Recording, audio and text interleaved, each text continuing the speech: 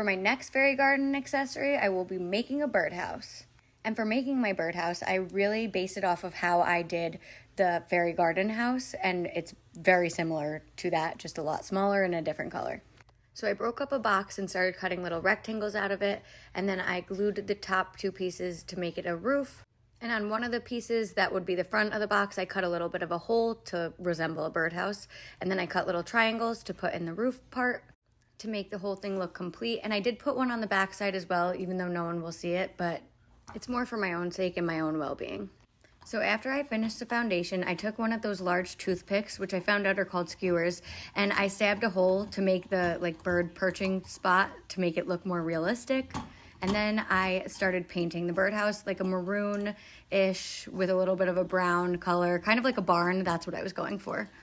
And after I painted the first layer, I realized there was some cracks in the foundation that needed to be covered up. So I took some of my shredded up paper pulp and my Elmer's glue, and I just globbed some of that on there. Because where the corners met, you could see the zigzags of the boxes, and I didn't think it looked good. But I did only do this part on the front side, because that's all I had in me.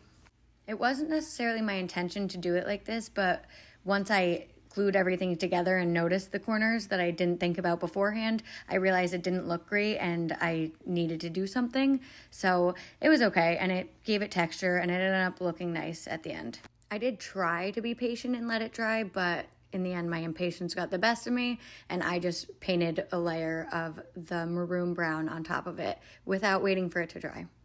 Then I stuck the little skewer in the teensy hole I had stuck in there earlier, which I did end up cutting and making smaller because it did kind of look like Pinocchio's nose at first.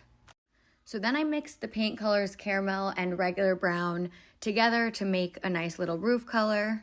And the great thing is, because I'm painting on cardboard, I only had to do one layer because there's obviously already a nice base color for me. And then once I was done painting the roof, I just had to wait till it all dried. So I stuck the other part of the skewer into the bottom of the birdhouse because that's going to end up being its stand anyways. So I did a final inspection and final touch-ups on the birdhouse. And then I placed the skewer with the birdhouse on it into a vase so that it could stand up tall and dry overnight. But for the final product, I don't exactly know where I'm going to end up putting the birdhouse in regards to the fairy garden, but I did want to just put it here so you could see what it looked like. And if you have any ideas on where it should go, let me know.